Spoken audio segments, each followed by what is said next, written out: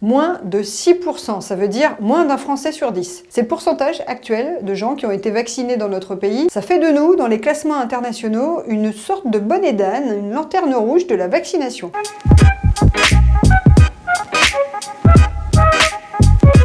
Oui, c'est vrai.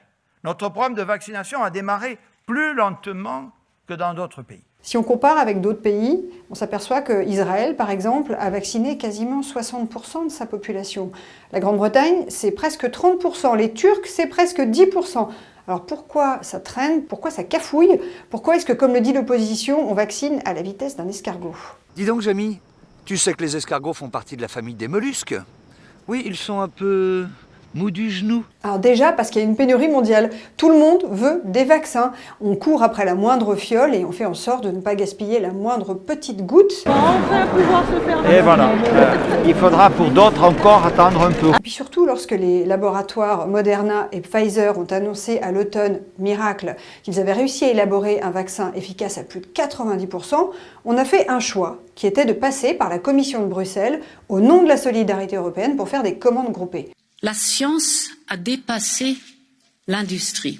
On n'avait pas vraiment les moyens de faire autrement. Un proche d'Emmanuel Macron me disait récemment « Est-ce que vous imaginez si la France et l'Allemagne s'étaient tiré la bourre en se piquant des doses de vaccins sur le tarmac? Ça aurait été catastrophique. » Non, on a été obligé de passer par l'Europe et ce qui s'est passé, c'est que comme on a été persuadé qu'on allait avoir rapidement un vaccin français qui inonderait toute l'Europe, le Sanofi Pasteur, eh bien, on a commencé à négocier les prix avec Pfizer et Moderna. On a mégoté un petit peu, on a chicané, alors que les Israéliens, encore eux, ont accepté de payer au prix fort. Du coup, comme on a radiné, eh bien, on a été moins bien servi.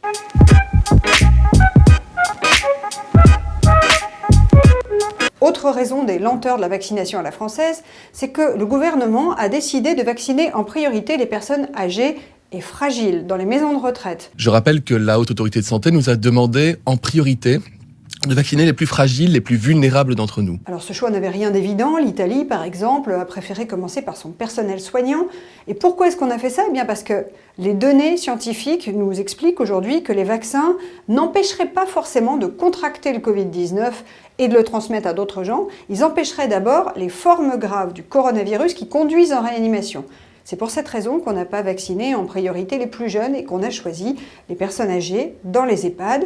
Le problème, c'est que ce sont des personnes qui ont souvent des pathologies très lourdes, type Alzheimer, donc il a fallu amener les doses jusqu'à elles. Des vaccins qui plus est, qui se conservent dans des conditions très compliquées, à moins 80 degrés dans des super congélateurs. Donc il a fallu élaborer une logistique extrêmement complexe, digne, me disait un ancien ministre, du Gosplan soviétique. Le Gosplan, c'est la direction de la planification. Et la planification, c'est très très important dans l'économie de tous les pays de l'Est. C'est pour ça que ça a pris un temps infini.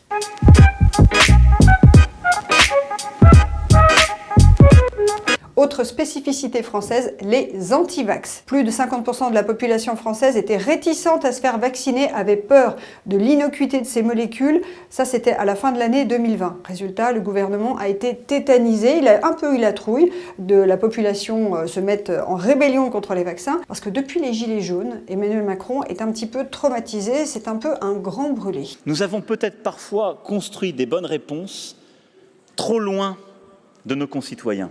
Moi, je ne veux pas commettre avec vous la même erreur. C'est pour ça qu'on va bientôt avoir un spot de communication grand public pour essayer de rassurer la population sur les vaccins. Que tu m'attendais. Madame, ça va? Ça vous a pas fait trop mal? C'est pour ça aussi que le ministre de la Santé, Olivier Véran, s'est fait vacciner devant les caméras, en nous offrant au passage un petit striptease. Super, rien sorti. Le souci, c'est que le gouvernement a lui-même contribué à entretenir le doute. Fin janvier, Emmanuel Macron déclarait par exemple en petit comité qu'il considérait que le vaccin AstraZeneca était, je cite, quasi inefficace pour les plus de 65 ans. Aujourd'hui, on sait que c'est totalement faux, mais ça a contribué à nourrir le doute. Et début mars, on s'est rendu compte qu'on avait un quart des doses du vaccin AstraZeneca qui dormaient dans les frigos des hôpitaux parce que le personnel soignant était réticent à les utiliser. Lorsqu'il a découvert ça, le président a piqué une jolie petite colère et il a eu cette phrase dans un conseil de défense: « Tant que vous aurez des vaccins dans les frigos, je ne reconfinerai pas les Français » parce que le vaccin, c'est l'unique moyen qu'on a aujourd'hui pour essayer de sortir rapidement de la crise.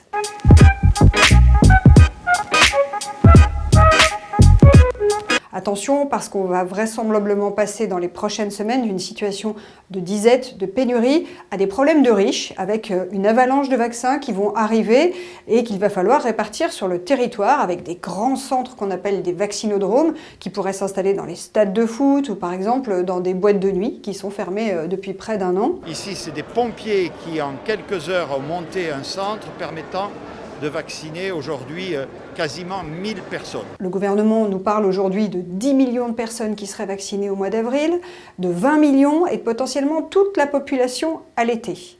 En mars et en avril, nous devrions en recevoir 22 millions, c'est-à-dire 3 fois plus. Emmanuel Macron à l'Elysée surveille ça comme le lait sur le feu. Il met une énorme pression parce qu'il a compris que si on se retrouve à l'hiver prochain dans la même situation, eh bien, ses chances de réélection vont être aussi minces que notre stock actuel de vaccins Moderna.